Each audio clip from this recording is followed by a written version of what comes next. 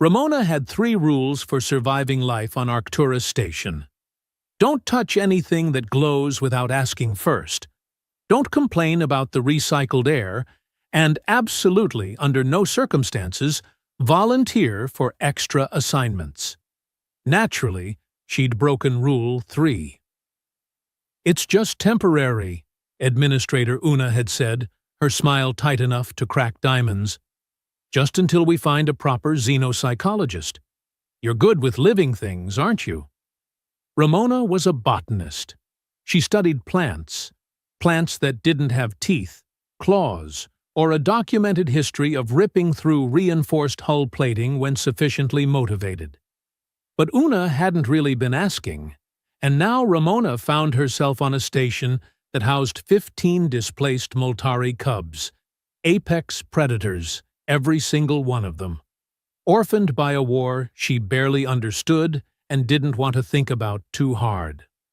The Moltari were the kind of species that made evolutionary biologists weep with joy, and everyone else check the structural integrity of their doors.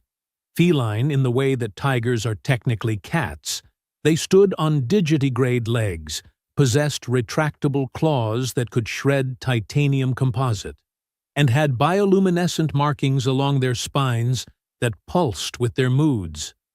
Their eyes, could see in 12 different spectrums, which meant hiding from a Moltari was about as effective as hiding from an X-ray machine with a grudge. And they were children, war orphans, cubs who'd been training for combat roles since they could walk, now adrift on a human research station because their homeworld had become a crater, and nobody knew what else to do with them. Ramona tried not to think about that part too much. It made her chest hurt. Instead, she focused on her actual job, the one she'd signed up for, which involved cataloging soil samples from a mining operation 3 systems over. Fascinating work, truly. Nothing quite like spending 8 hours analyzing mineral composition and pH levels to make a person feel alive. Which was why, on this particular evening, a Thursday, if the station's arbitrary timekeeping meant anything, Ramona had escaped to the observation lounge with the most precious contraband on Arcturus Station, an actual, physical paper book. The lounge was empty, as it usually was during Gamma shift. Floor-to-ceiling viewports displayed the swirling nebula that gave Arcturus its stunning vistas and absolutely terrible radiation shielding requirements. Ramona had claimed her usual spot, a corner couch that had seen better decades, and cracked open her book. It was a battered thing, held together by spite and some very optimistic binding tape, a classic adventure novel from Earth, back when people still printed stories on dead trees. She'd inherited it from her grandfather, and it smelled like old paper and nostalgia and every good memory she had of childhood. Ramona was 3 chapters deep, completely absorbed in a particularly thrilling chase sequence, when she felt it. That prickle on the back of her neck. The one that said, quite clearly, "You are being watched." She didn't look up immediately. Years of fieldwork in questionable locations had taught her that sudden movements were rarely helpful. Instead, she casually reached for her coffee. Stone cold by now, but that was beside the point, and took a slow sip, using the motion to scan the room. 3 pairs of eyes stared back at her from the doorway. Moltari cubs. Young ones, based on their size. Their bioluminescent markings pulsed a curious amber, and their ears, because of course they had those adorable pointed ears, were pricked forward in intense focus. Ramona recognized them from the briefings she'd been forced to sit through. Nix, the tallest of the 3, with markings that ran down his spine like lightning strikes. Arlo, stockier, with a notch missing from one ear. And Pip, the smallest, whose fur held an almost blue sheen under the station's lighting. They were supposed to be in the shelter wing. Supervised, Definitely not lurking in observation lounges, staring at off-duty botanists like she'd just grown a second head. For a long moment, nobody moved. The cubs stood frozen in the doorway, utterly still in that way predators managed when they were deciding whether something was food, foe, or just fantastically confusing. Their eyes, those impossible multispectral eyes, were locked not on Ramona, but on the book in her hands. Ramona made a decision. Probably a stupid one, but she'd already volunteered for cub-sitting duty, so clearly her decision-making skills were suspect anyway. "Would you like to sit down?" she asked, keeping her voice level and calm. The cubs flinched. Apparently, they hadn't expected her to notice them, which was ridiculous because they were each the size of a large dog and glowing like mood rings. Nix's ears flattened briefly, then pricked forward again. He exchanged glances with Arlo and Pip, some silent conversation happening in the twitches of their tails and the patterns of their bioluminescence. Then, moving with the kind of synchronization that spoke to either extensive training or a hive mind. Ramona really hoped it was the former. They slunk into the room. Not toward her, notably. They positioned themselves near the viewport, equidistant from the door and from Ramona's couch, forming a loose triangle that probably had some tactical significance she was too human to understand. And they stared. Not at her. At the book. Ramona marked her page, using an old transit ticket as a bookmark because she was classy like that, and met their gaze. "It's a book," she said, holding it up slightly. "A story. About humans going on an adventure." Pip's head tilted, the movement so distinctly curious it could have belonged to any kitten in the universe. Her markings pulsed a questioning blue-green. "You study it?" Nix asked, his voice a gravelly rumble that sat oddly with his youthful appearance. The IT translator chip in Ramona's ear rendered his Moltari into slightly formal, stilted human language. "Study?" Ramona blinked. "I'm reading it. For fun." The cubs exchanged more glances. Arlo's tail lashed once, a sharp movement that made Ramona's hindbrain scream predator, but she kept her expression neutral. "Fun," Arlo repeated, testing the word like it might explode. "Not threat assessment? Resource analysis?" Oh no. Ramona bit back a laugh, because laughing at confused alien children seemed like a terrible idea. "No, nothing like that. It's entertainment. A way to relax." The silence that followed suggested she'd just claimed to relax by juggling live grenades. "But you—" Pip leaned forward, her young voice higher-pitched than the male's. "You focus. Very still. Very intense. Like hunting. Like target acquisition," Nix added helpfully. "I'm just reading," Ramona said, feeling like she was explaining color to someone who'd only ever seen in black and white. "The words tell a story, and I imagine what's happening. That's all." More glances. More tail movements. Their markings cycled through colors Ramona was pretty sure the human eye couldn't even properly process. Then Nix did something that made Ramona's heart squeeze uncomfortably in her chest. He sat down, tucking his legs under him, in a position that was probably dignified in Moltari terms, but looked adorably cat-like to human eyes. "Show us," he said simply. Arlo and Pip immediately copied the position.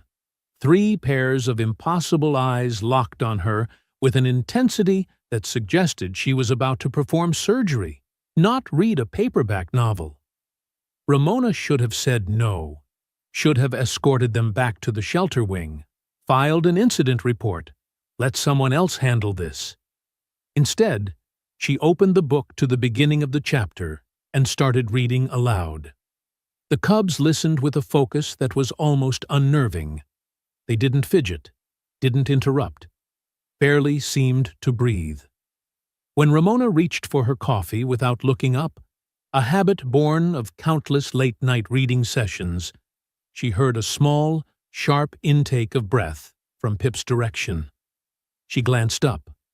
All three cubs were staring at her hand, then at her face, then at her hand again. "What?" Ramona asked. "You acquired target without visual confirmation," Arlo said, something like awe in his voice. "Situational awareness is impressive." Ramona looked at her coffee cup, then back at the cubs. "I just know where my cup is. I put it there." "Spatial memory," Nix murmured to the others. "Environmental mapping. Advanced." These kids were going to give her a complex. Ramona finished the chapter, a solid 20 minutes of reading, during which the cubs remained absolutely motionless, and closed the book. "All right," she said gently. "That's probably enough for tonight. You three should head back before someone notices you're missing." The cubs stood as one, that same eerie synchronization. But they didn't leave immediately. Instead, Nix approached, stopping at a respectful distance that was probably very meaningful in Moltari's social dynamics. "Thank you," he said, the words careful and formal, "for sharing your study materials." Before Ramona could correct him, again, all three cubs turned and vanished through the doorway, silent as shadows despite their size.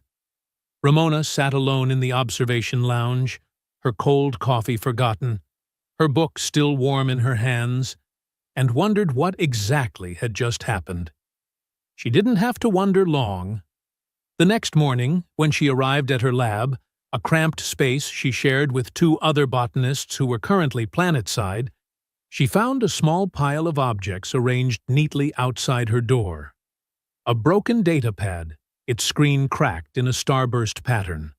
3 smooth pebbles, each one a different color. And a stylus, the kind everyone on the station carried, and subsequently lost with alarming frequency. Ramona stared at the collection, her coffee, hot this time, steaming in her hand. She looked left, then right, down the corridor. Empty. "What in the actual?" she started, then stopped, because talking to herself in hallways was how people ended up with mandatory psychological evaluations. She gathered the items, unlocked her lab, and deposited them on her workstation next to a tray of soil samples that weren't going to analyze themselves. Probably someone had dropped them. Maintenance would have a lost and found. She'd turn them in during lunch. Except lunch came and went, and Ramona forgot about the mysterious pile because one of her samples showed unexpected alkaline levels, and that was actually interesting enough to warrant a deeper analysis. When she left the lab that evening, there were more items. A decorative plant cutting. Looked like someone had snapped it off one of the hydroponics displays in the residential wing. A length of wire, coiled with surprising neatness. A child's toy. A small stuffed thing that might have been a bear, or possibly a deformed potato. And a cafeteria spoon. Ramona picked up the spoon, turned it over in her hands, and made a decision. She was going to find out who was leaving her random station debris, and she was going to ask them, very politely, to stop. She cornered Tal the next morning. He was elbow-deep in a wall panel, doing something that involved a lot of muttering and occasionally hitting things with a wrench, which seemed to be his primary engineering technique. "Can you check something for me?" Ramona asked, leaning against the bulkhead. Tal extracted himself from the panel, his dark hair sticking up at odd angles and grease smudged across one cheek. "Depends. Is it plant-related? Because I kill every green thing I touch. Security footage. Outside my lab. Past few days." His eyebrows rose. "Someone stealing your dirt?" "Someone's leaving me presents." Now both eyebrows were trying to escape into his hairline. "Is this a romance thing? Should I be playing matchmaker? Because I'm terrible at it, but I'm willing to try. Tal, please. He grinned but pulled out his personal data pad, fingers flying across the screen. As maintenance crew, he had access to most of the station's systems, including security feeds. It was probably a privacy violation, but Arcturus Station had long since given up on such niceties. All right, outside your lab, past 3 days. He scrolled through footage, speeding through hours of empty corridor. Nothing. Whole lot of, oh, that's adorable. He turned the pad so Ramona could see. 3 Moltari cubs, moving through the corridor with exaggerated stealth, each carrying objects. The timestamp read 0300 station time, the middle of Gamma shift, when the corridors were emptiest. Ramona watched as Nix, Arlo, and Pip arranged their offerings with careful precision, stepping back to examine their work, making minute adjustments. They exchanged what looked like nods of satisfaction, then disappeared back down the corridor. "They're bringing you tribute," Tal said, and he was trying very hard not to laugh. Like cats leaving dead mice on doorsteps. "They're not cats," Ramona said automatically, but she was watching the footage replay, watching the care the cubs took with their arrangement. Close enough. Tal was definitely laughing now. "What did you do to earn the affection of baby murder machines?" "I read to them," Ramona said faintly. "Once. I read them 1 chapter of a book." Tal's laughter echoed down the corridor, and Ramona had the sinking feeling that her nice, quiet life cataloging soil samples had just become significantly more complicated. She had no idea how right she was. The offerings didn't stop. If anything, they escalated. By the end of the week, Ramona's lab had started to resemble either a very confused museum or a recycling center having an identity crisis. The collection now included 2 more data pads, 1 actually functional, a rubber gasket from something probably important, 5 additional pebbles in increasingly artistic arrangements, someone's left glove, a handful of bolts in assorted sizes, and what appeared to be a decorative napkin from the officer's mess. That last one bothered her. The officer's mess was 3 decks up and required clearance the cubs definitely didn't have. "They're getting bolder," Tal observed, examining a particularly shiny piece of hull plating that had appeared overnight. He'd taken to stopping by Ramona's lab every morning for what he called the inventory, which was really just an excuse to drink her coffee and laugh at her situation. "This is from the exterior maintenance bay.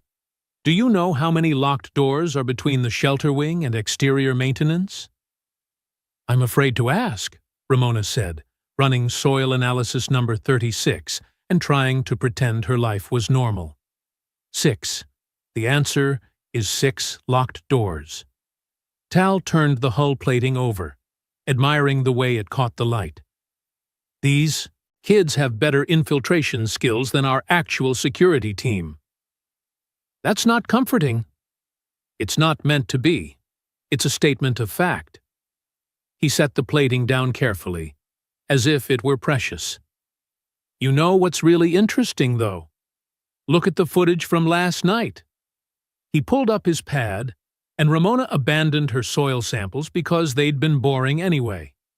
The footage showed not 3 cubs, but 8, moving in a coordinated group. They traveled in a pattern that looked almost military.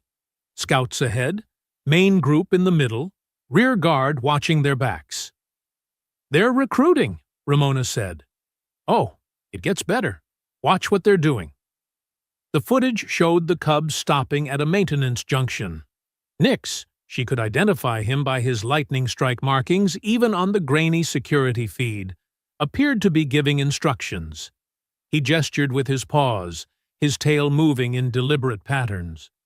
The other cubs listened with that same intense focus she'd seen in the observation lounge, then split into pairs and scattered in different directions. 20 minutes later, the footage showed them reconvening, each pair carrying new treasures. They examined each other's finds, and Ramona could swear they were critiquing the selections. One cub, Pip probably, had brought a small potted succulent, and the others gathered around it like she'd discovered antimatter. "They're treating this like a training exercise," Tal said, and his voice had lost its usual humor. "Look at the precision, the coordination. These aren't kids playing. They're running an operation." Ramona felt something uncomfortable twist in her chest. "They're supposed to be in trauma recovery. They're supposed to be learning to be, I don't know, children?" "Maybe this is how they recover," Tal said quietly, "by doing what they know how to do." The succulent appeared outside Ramona's lab the next morning, potted in what looked like a repurposed ration container. A scrap of paper tucked into the soil read, in carefully printed human script, "For study. Is alive like your dirt samples. Maybe interesting?" Ramona stood in the corridor, holding a plant that had definitely been stolen from the hydroponics bay, reading a note written by a child soldier who thought botanists studied dirt because it was tactically relevant, and made a decision that would have far-reaching consequences she absolutely didn't anticipate. She was going to play along, not just accept the gifts and politely ignore them, actually engage with whatever this was.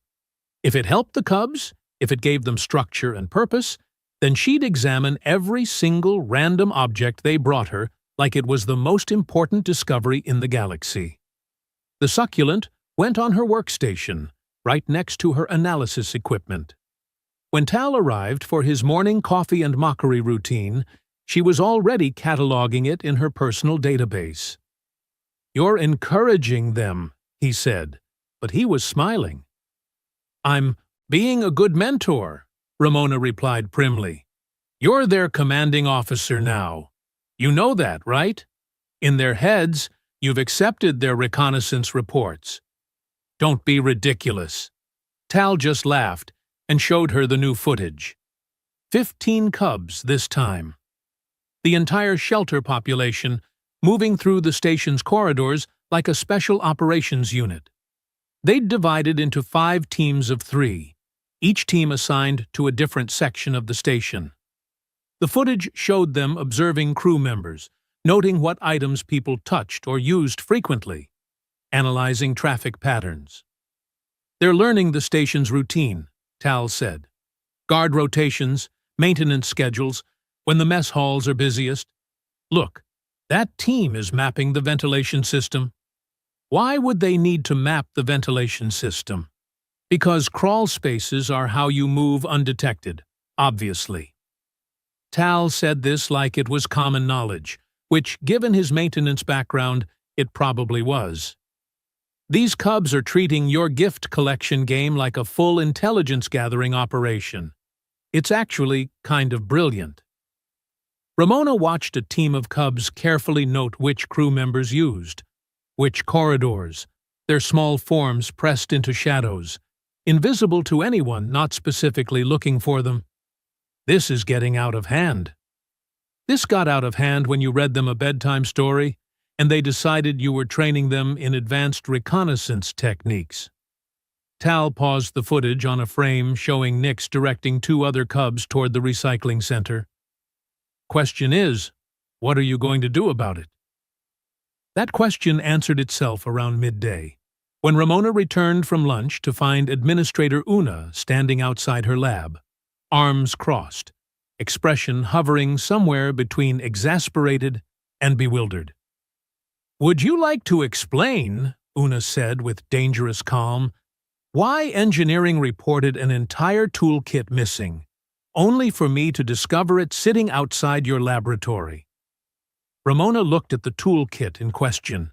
It was comprehensive, expensive, and absolutely something she had no legitimate reason to possess. "I can explain." "Please do. The cubs are bringing me things." Una's expression didn't change. "The Moltari cubs, the traumatized war orphans we're sheltering, those cubs." "Yes?" "Are bringing you things." "Yes, like cats with dead birds." Tal, who'd followed Ramona back from lunch specifically to witness this conversation, made a strangled noise that might have been a suppressed laugh. Una's gaze could have cut through hull plating. "And you didn't think to report this because I didn't realize it was a problem until there was a toolkit," Ramona tried. "There are 15 Moltari cubs operating an unsupervised intelligence network across my station, and you didn't think it was a problem." When she put it like that, it did sound bad. "To be fair," Tal interjected, because he apparently had a death wish, "they're very good at it. I've been watching the security feeds. Their operational security is better than most of our crews." Una transferred her death glare to Tal, who wisely shut up. "Return the toolkit to engineering," Una said, her tone leaving no room for argument. "And expect a visit from Dr. Imali. I've already contacted her." With that ominous pronouncement, Una strode away, her footsteps echoing down the corridor like a countdown to doom. "Dr. Imali?" Ramona asked Tal. "Shelter director, Moltari physician. Reportedly very intimidating." Tal was already pulling up information on his pad. "Oh, she's one of their military doctors, served in the Contested Regions campaign, has 3 citations for— Okay, you know what? You don't need to know what the citations are for, but she's definitely seen some things." "Fantastic," Ramona muttered. "Just fantastic." Dr. Imali arrived within the hour. Ramona had been expecting imposing, intimidating, possibly armed, because why not at this point? What she got was elegant. Dr. Imali stood nearly 2 meters tall, her obsidian fur streaked with silver that caught the light like starlight on water. Her bioluminescent markings were dim, a muted silver blue that spoke to age and control. She moved with liquid grace, each step deliberate, and her eyes, those impossible multispectral eyes, took in Ramona's lab in a single sweep. "Ramona," she said, her voice a low contralto that the translator rendered with crisp precision. "I am Dr. Imali. We should speak about the cubs." "Yes, absolutely. Would you like to sit?" Ramona gestured to her only other chair, currently occupied by a stack of research tablets. "I prefer to stand." Dr. Imali's gaze landed on the collection of items arranged along Ramona's workstation. The hull plating, the pebbles, the succulent in its ration container pot. "I see the reports were accurate." "Look, I didn't ask them to—" "I am not here to reprimand you," Dr. Imali interrupted gently. "I am here to understand. The cubs have been different since they began this activity. More focused, more purposeful. Less—" she paused, searching for a word. "Less lost." Ramona blinked. "Oh, indeed." Dr. Imali approached the workstation, examining the items with a clinical eye. "Nix's team brought you this hull plating, yes? And Pip selected the plant?" "I think so. I haven't actually caught them in the act. They're very good at stealth." Something that might have been pride flickered across Dr. Imali's elegant features. "They are Moltari. Stealth is instinctive." She picked up one of the pebbles, turning it over in her paw. Her claws, Ramona noticed, were retracted and filed smooth.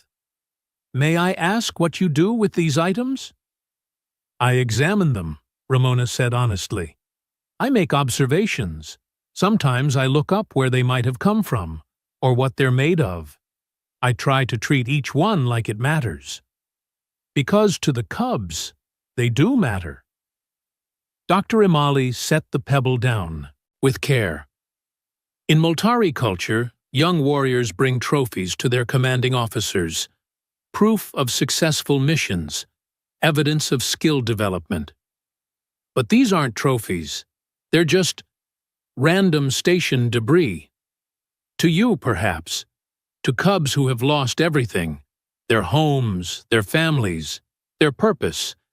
These items represent something they can control, something they can accomplish. Dr. Imali turned to face Ramona fully, and her expression was complex, layered with emotions Ramona couldn't quite parse. You have accidentally given them structure, purpose, a mission they can complete successfully. I just read them a book, Ramona said weakly.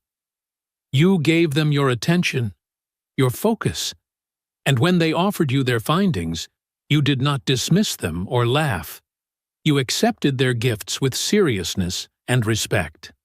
Dr. Imali's tale moved in a slow, deliberate pattern that the translator didn't even attempt to interpret. Do you understand what that means to a child soldier with no war left to fight? Ramona's throat felt tight. I think I'm starting to. Then I have a proposition for you, Dr. Imali said. With your permission, I would like to formalize this arrangement, make you an official mentor to the Cubs, give their activities structure and oversight, rather than letting them run unsupervised through the station in the middle of the night. I'm a botanist, Ramona protested. I don't know anything about Moltari culture or trauma recovery or… You know how to pay attention, Dr. Imali said simply. You know how to treat their efforts with respect. That is more valuable than any credential. She paused. However, you must understand what you would be accepting. In their eyes, you are already their unit commander. Formalizing this would cement that role. They will look to you for guidance, for approval, for structure. Can you provide that? Ramona looked at the collection on her workstation. The careful arrangements, the note tucked into the succulent's soil, the evidence of children trying desperately to find meaning in a universe that had taken everything from them. Yes, she said, I can do that. Dr. Imali's markings pulsed a warm amber. Then we have an accord. I will speak with Administrator Una about the logistics. In the meantime, she pulled a small device from the pouch at her side. Ramona hadn't even noticed the pouch, and handed it over. A communicator, linked to the shelter. If the Cubs' activities become problematic, contact me immediately. Will they stop the nighttime raids? Absolutely not, Dr. Imali said, and was that amusement in her voice? But perhaps we can ensure they raid less essential locations. The engineering toolkit incident was concerning. After Dr. Imali left, Ramona sat alone in her lab, holding a communicator linked to a shelter full of apex predator cubs who thought she was their commanding officer. Tal stuck his head in. So, how bad is it? I'm officially a mentor to 15 Moltari cubs who are running intelligence operations across the station. That's amazing. That's terrifying. Bit of both, probably. Tal grinned. Want to see today's footage? 3 teams went to the observation deck. I think they're planning something big. Ramona groaned, but she looked at the footage anyway, and tried very hard not to think about what something big might entail when planned by children trained for war. She didn't have to wait long to find out. The something big turned out to be a competition. Ramona discovered this when she arrived at her lab on Monday morning, or what passed for Monday on a station that operated on arbitrary cycles, to find her door completely blocked by offerings. Not a small pile. Not a carefully arranged collection. A barricade. Stacked in distinct groups, each marked with a different colored string tied in elaborate knots, were items ranging from the mundane to the concerning. One pile contained what looked like every loose bolt on the station. Another featured a collection of decorative items that had definitely come from crew quarters, personal items that people were probably missing. A third pile consisted entirely of food wrappers, arranged by size and color with obsessive precision. And in the center, sitting atop what Ramona recognized as a deactivated mining drone, how in the name of physics had they moved that? was a small potted fern with a note attached. Team competitions now happening. Score us, please. Nix. Tal arrived moments later, took one look at the situation, and laughed so hard he had to lean against the bulkhead for support. "It's not funny," Ramona hissed, eyeing the mining drone with concern. "That thing weighs at least 50 kilos. "It's hilarious," Tal wheezed. "They've turned your mentorship into a competitive sport." "Tal, no, listen." He pulled out his pad, still grinning. "I've been tracking their patterns. Each team has a different specialty now. Team 1, that's Nix's group, focuses on large acquisitions. Team 2 does detailed collections, hence the bolt pile. Team 3, he scrolled through footage. Team 3 has apparently decided their niche is things that glow. Things that glow? Bioluminescent samples from the hydroponics bay, mainly. Some light fixtures. One very angry glow stick from the emergency supply closet. Ramona pressed her hands to her face. "This is a disaster. This is the most organized the Cubs have been since arriving, according to Dr. Imali's reports." Tal's voice softened slightly. "They're thriving, Ramona. They have structure, purpose, team dynamics. They're processing their trauma through missions they can actually complete. By stealing half the station. By borrowing half the station," Tal corrected. "Big difference." The communicator Dr. Imali had given her chirped. Ramona answered to find the Moltari physician's elegant face on the screen, her expression carefully neutral. "I assume you have discovered the competition," Dr. Imali said. The mining drone gave it away. "Ah, yes. Team 1 is quite proud of that acquisition." Dr. Imali's markings flickered with what might have been amusement. "I should inform you that Administrator Una has received multiple complaints from crew members about missing personal items. I'll return everything." That would be diplomatically complex. Dr. Imali's tail moved in that untranslatable pattern again. The Cubs view unreturned items as evidence of successful missions. Returning their trophies without proper acknowledgement would be seen as rejection of their efforts. Ramona stared at the screen. "So what am I supposed to do?" "Examine each item, provide feedback.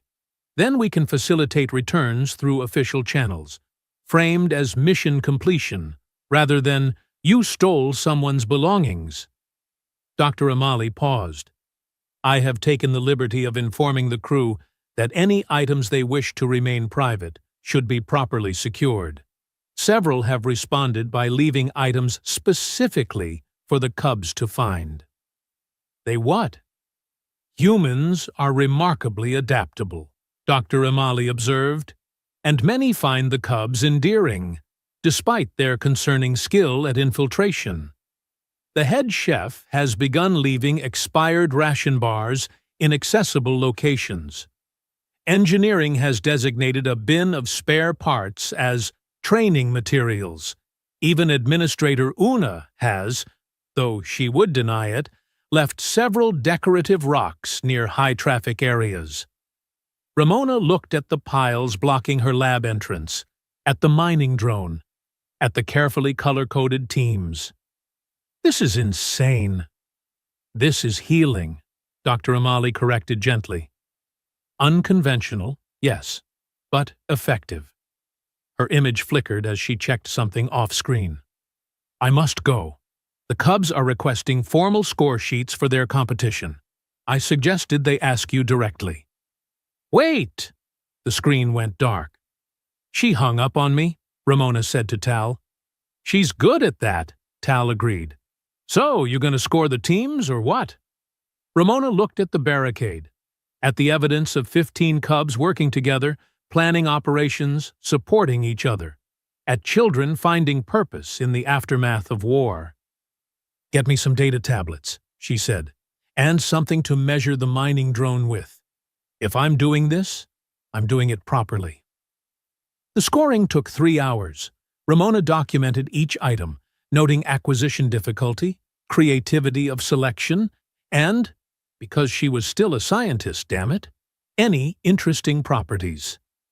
The Bolt collection earned high marks for organization. The personal items were gently marked for return, but praised for stealth requirements. The mining drone received a detailed structural analysis that would have made her university professors proud. By the time she finished, a small crowd had gathered. Tal, obviously. 2 engineers from Gamma Shift who thought the whole thing was delightful. And Dr. Amali herself, who had arrived without fanfare and now observed with those impossible eyes. "The Cubs are watching," Dr. Amali said quietly, gesturing to a ventilation grate above them. Ramona looked up to see multiple pairs of luminescent eyes peering down, their markings pulsing with anxious anticipation. She held up the data tablets. Team 1. Exceptional work on the mining drone acquisition. Logistics and coordination are outstanding.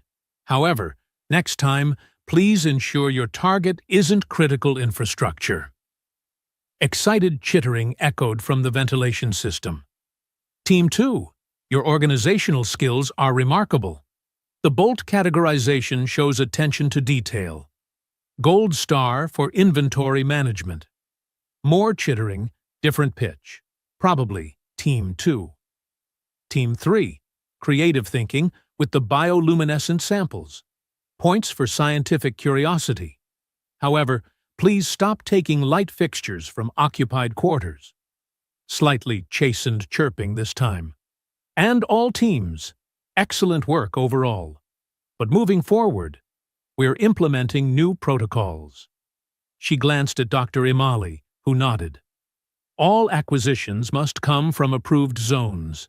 No more personal quarters, no more critical systems, no more... A massive crash echoed from somewhere down the corridor. Everyone froze. Tal's communicator squawked.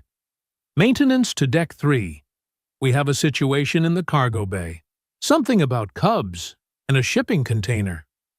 Dr. Imali's markings flashed a resigned blue. "That would be Team 4. "There's a Team 4? Ramona asked weakly. The competition inspired additional formations. Dr. Imali was already moving toward the commotion. "Come. You are their commander. They will respond best to you." Ramona grabbed her data tablets and followed, Tal jogging behind them, and couldn't help thinking that mentoring alien war orphans was significantly more complicated than the job description had implied. The cargo bay situation turned out to be less catastrophic than anticipated, which on Arcturus Station qualified as a minor miracle. Team 4, consisting of 3 Cubs Ramona hadn't even formally met, had managed to open a shipping container marked for the Botanical Research Division. Not break into. Open, using what appeared to be legitimate access codes that they absolutely should not have possessed. "We thought," said the largest of the 3, a cub with copper-tinted markings who introduced himself as Rin, "that plant materials would be relevant to your research." The shipping container was full of soil samples from 6 different planets. Ramona stood there, looking at 3 cubs surrounded by carefully organized sample containers, their markings pulsing with nervous pride, and felt something crack in her chest. "This is my shipment," she said slowly. "This is the delivery I've been waiting 3 months for." The cubs deflated visibly, their bioluminescence dimming. "We did not steal?" Pip asked quietly, having followed them from the ventilation system. "We accessed properly?" "You accessed my research materials," Ramona said, and then, because their expressions were breaking her heart, added quickly, "which shows initiative and excellent information gathering. But next time, maybe ask first?" Rin's markings brightened slightly. "You are not angry?" I'm impressed and slightly concerned, Ramona admitted. How did you get the access codes? The three cubs exchanged glances. We observed, Rin said carefully. Watched delivery patterns, noted authorization sequences, standard reconnaissance. Standard reconnaissance, Tal muttered behind her. These kids could run corporate espionage if they wanted. Dr. Imali stepped forward, her presence immediately commanding attention.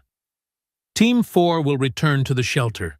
We will discuss appropriate boundaries for reconnaissance activities.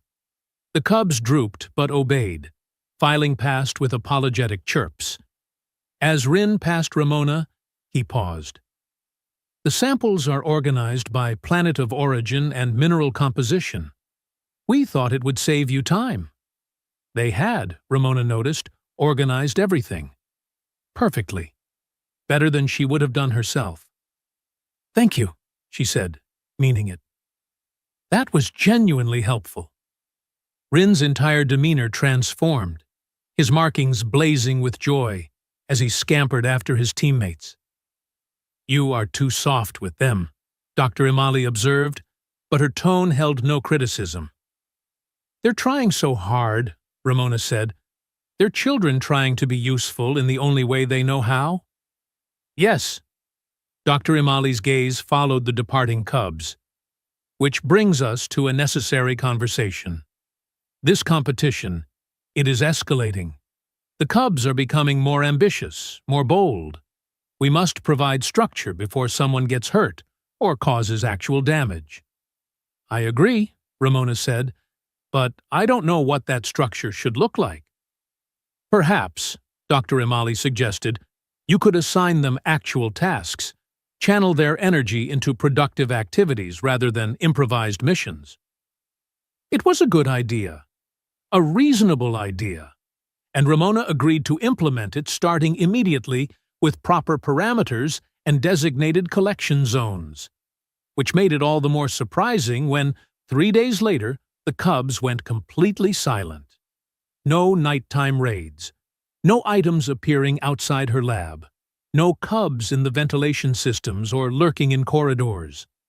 The security footage showed them in the shelter, quiet and subdued, barely interacting even with each other. What happened? Ramona asked Dr. Imali on the 4th day, genuinely worried. I do not know, the physician admitted, and she looked concerned. They have not responded to engagement attempts. They are eating, sleeping, but listless. Ramona felt that crack in her chest widen. Did I do something wrong? Did the new protocols make them feel rejected? Perhaps. Or perhaps they are processing something else entirely.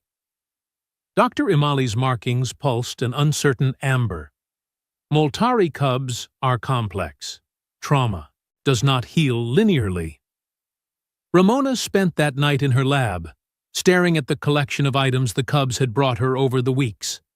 Each one catalogued, documented, treated with respect. Evidence of children finding purpose in chaos. She was still there when her door chimed at 0200 station time. All 15 cubs stood in the corridor. They weren't in their usual team formations. They stood together, a unified group, and Nix stepped forward carrying something wrapped in cloth. May we enter? He asked, his voice more formal than she'd ever heard it. Of course. They filed in silently, arranging themselves in a semicircle. Ramona noticed Pip hanging back, her markings dim with uncertainty. Arlo kept close to Nix, seeking comfort in proximity. These weren't the confident reconnaissance teams she'd watched on security feeds. These were scared children. Nix approached, holding out the wrapped bundle. We have brought you something. Ramona took it carefully, feeling the weight, the shape. She knew what it was before she unwrapped it. Her book. The one from the observation lounge. The one she'd been reading that first night. But it had been transformed.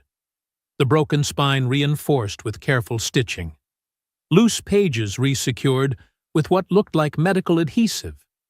A bookmark, actual bookmark, woven from colored threads, tucked between pages.